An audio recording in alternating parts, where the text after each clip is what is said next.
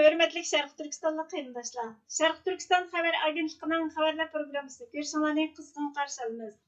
Töndə təfsili məzmununu diqqətinizə sunulur. Şərq Türkistan sürgündü hökuməti Xitay və onun vəkillərinin təşviqatını küçəytən analizlərini kəskin türdə ayıpladı. Diplomat gazeti 1 oktyabr günü Türkistan İslam Partiyası Cənubi və O'rta Asiyaga təhdid qıldı degan temadagi analiz xəbərdə Türkistan İslam Partiyası Hayat-ı Təhriri Şam təşkilatı bilan birləşib Suriyadagi Bashar Asad hakimiyyətini ağdırıb tashlagandan keyin ba'zi a'zolarining Afg'onistonning Panjshir vodiysiga ko'chib kelganligi ma'lum bo'ldi. Bashar Asadning Suriyadagi hakimiyyətini ağdırıb tashlashdan bir hafta ilgari Şərq Türkistan İslam Hareketi debmi atiladigan Türkistan İslam Partiyasining boshlig'i Abdulhaq ogohlantirib, Suriyadagi kafirlardek Xitoy kafirlarimi nihoyatda tezla jazosini tortadi dedi. Ahmed Al-Sharaf boshchiligidagi Hayat-ı Təhriri Şam təşkilatı Damaskosga ilgirilganda O'rta Osiyo va Kavkaziyadan kelgan terrorchilar uningga qo'shilib, g'oyat zo'r g'alabalarni qo'lga keltirdi. Urush jarayonida 1100 Uyg'ur hayotidan ayrildi. Taxminan 15 mingga yaqin Uyg'ur Suriyada yashaydi. Buning ichida 3500 jangchi bor. Ular yaqinda Suriya armiyasining 84-diviziyasiga kirgizildi. Hayat-ı Təhriri Şamning g'alabasidan keyin Türkistan İslam Partiyasi Şinjanga qaytib kelib, bölgünçilik harakatini qaytadan qo'zg'atib, Sharq Turkistonni qurib chiqdi. Ularning chegaradan qaytib kirish ehtimoli yo'q. Shunga Afg'oniston va O'rta Osiyoda bir balog' bir yo'l tashabbusini nishonlay oladi. Islom davlati terrorlik tashkiloti Suriya hokimiyatining ojizligidan foydalanib qaytadan bosh ko'tardi. Türkistan İslam Partiyasining qurolli unsurlarining Suriya armiyasiga qo'shilishi ko'p xil xatarga duch keldi. Gerçi Zahid debmi atiladigan Abdulaziz Davud Xudoberdi Suriyadagi Türkistan İslam Partiyasining qo'mondoni bo'lsa-mu, ammo Uyg'ur qurolliqlari Afg'onistonda yashaydigan terrorlik tashkilotining bosh rahbari Abdulhaq Turkistonining qo'mondonligini saqlab kelmoqda. U Taliban, ba'zi tashkiloti, Tehron Taliban Pakistan, Jamoat Ansarullah va O'zbekiston Islom harakati bilan qo'yiq aloqaga ega. Birlashgan Davlatlar Tashkilotining 2025-yili 2-oydagi dokladga qaraganda Afg'onistonda 500 dan 1200 gacha Turkiston Islom Partiyasining a'zolari bor. Turkiston Islom Partiyasining qurolli unsurlari O'rta Osiyo terrorchilari bilan birlikda Suriyadan O'zbekiston va Tojikiston chegarasidagi Afg'onistonning Panjshir vodiysiga ko'chib keldi. Afg'onistonda Turkiston Islom Partiyasi Balix, Badaxshan, Qunduz, Kabul va Bağlan өлkələrdəki qurolliq turlar bilan yerlik bosh shtab va mashq lagerlarini o'rtoqlashdi deyildi. Sharq Turkiston sürgündü hökuməti buningga dal vaqtida radiya berib, xalqaro jamiyatda xato tunish, Xitoyning manfaatini ilgari suradigan ong paydo bo'lishining oldini oldi. Sharq Turkiston sürgündü hökumatining 2 oktyabr kuni ijtimoiy axborot vositalarida e'lon qilgan axborotida mundaq deyildi. Sharq Turkistonliklar Xitoy va uning vakillarining tashviqotini kuchaytgan analizlarni ayblaydi.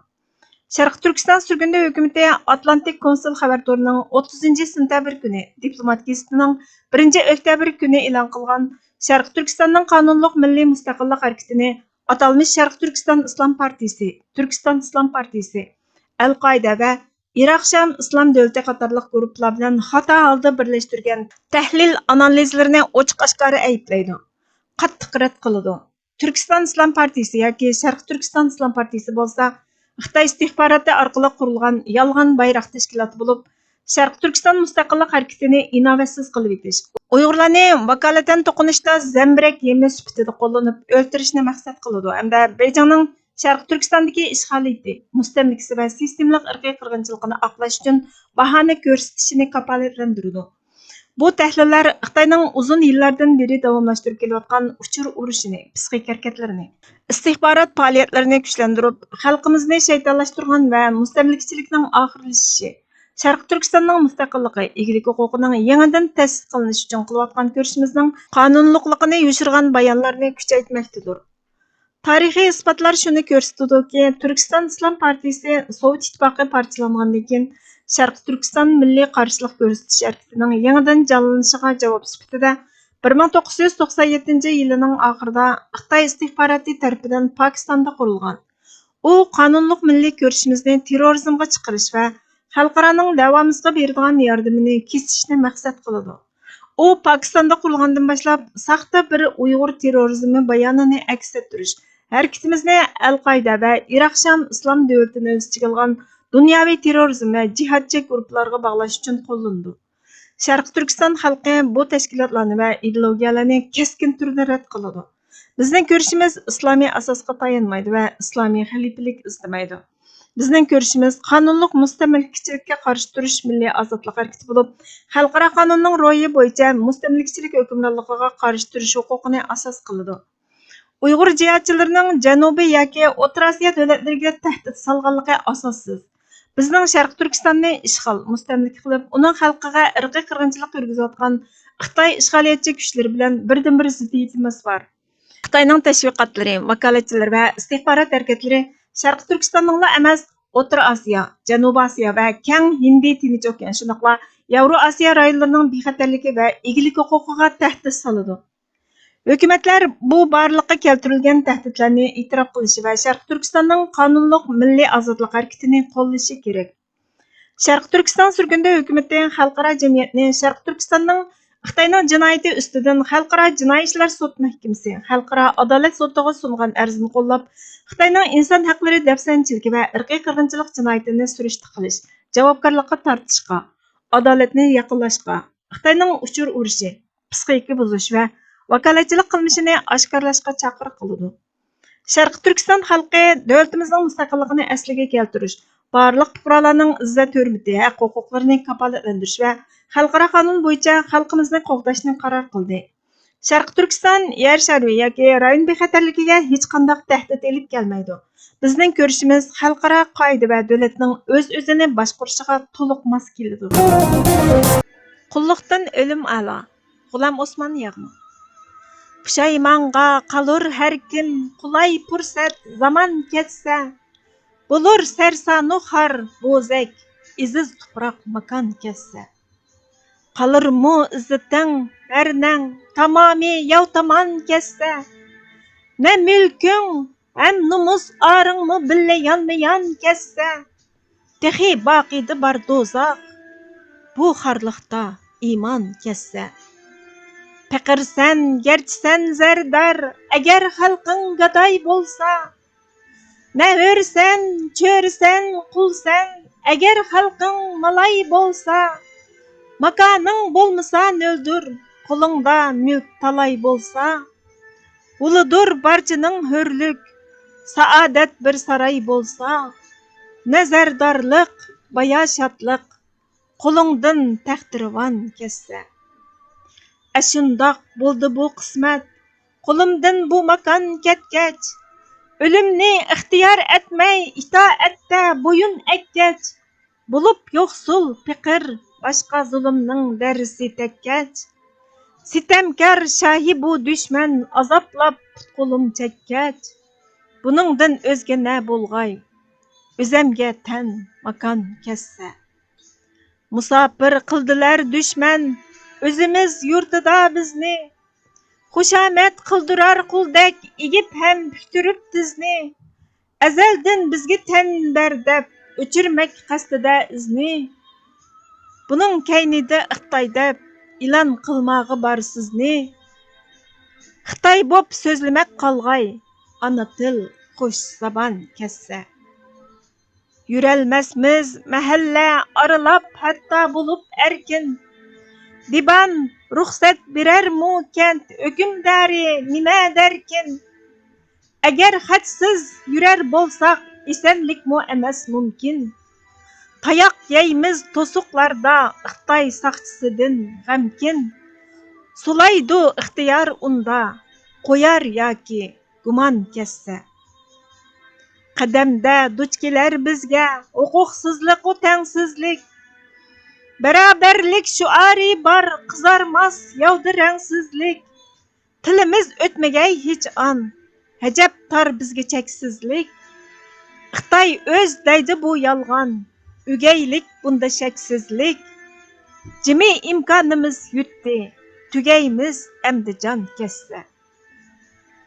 Nimishga bu kabi bo'zak bo'shang bo'lmoqqa ko'ndik biz, idig'u zotimiz botur chidamsizlikqa o'ngdik biz, qani u hayvalar amdi ajab osonla sundiq biz, Ne aru, ne numus bizga, Xitoyga cho'ri bo'ldik biz. Unutdukmu kelar ko'klam, xazon ham qahraton kessa. Musulmon ahli tan olgan bir Allohga qulluqni, ki iqror qilar Alloh qila mansab ulug'liqni. Bo'lar sharmandilik albat qabul etmay bu hurliqni. Xitoy qullug'i birlan bu kabi cho'ng kufurliqni. Azar inson, qayar inson, nigohidan nishon kessa. Agar istaydikan kimki Xudoyimning rizosini, zaminni hur butun qilmoqni ham elning g'izosini, jahonga anglatar bo'lsak bu xalqning sazosini, jihad qilmoq kerak yovning berib o'pdan jazosini. Tabiiyki kelgusi oftob ko'kimizdan tuman kessa.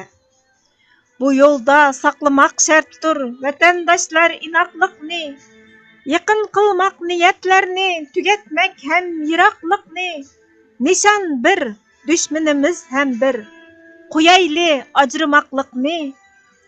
Aramizda adovatdan o'rahang ko'limaqliqni.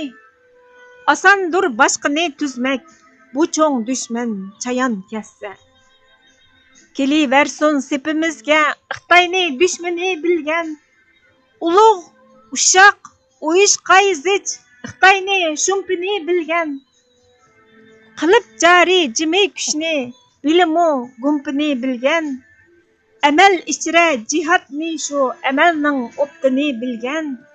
Aqalli bir savat shuki, kelar foyda ziyon kessa. Ne payda düşmeni ortak qavm ichra bo'linmaklik, ayirmoq oq-qora tog'liq diban firqiga bo'lmaklik, ki ajdar oldida yo'lvosnimi turtib cho'chitmaklik, nodonlik parchasi yotgan yilonnimi urkitmaklik, suzilgay ko'lmi o'stangmu buyuk kelkun qiyon kessa. Kimiki bo'lsa bu elni ashu shum batniyat dushman, chiroyliq so'zlasimu gar faqatla do'st surat dushman.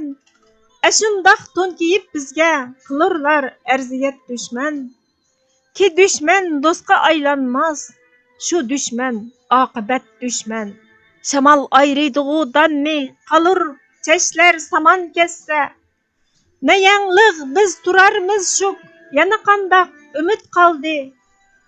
G'ichirdek harviga qo'shgan yurishdan putimiz soldi. Chiqolmaymiz to'sar qo'shqin, soyansoq bo'lmag'ay endi. Yenib ketmak, uchib ketmakka to'sh balvoqlari daldi. Faqat olg'a chepib o'l, yo sunar shuta yomon kessa. Bu yangliq har yashamoqdan yigitlarcha o'lim a'lo. Ne tanlash imkonimiz vardır, faqat bizlarga yo'l birla. Bu yo'lda nur bilan nusrat, bu yo'lni buyurmish Alloh. Chiqar bo'lsaqla bel bog'lab, yurtqay nur chechib sho'la. Qalur qo'ziga yayloqlar, bu yerdan ishtiqavon kessa. 1998 iyun, Bishkek, Toshkent.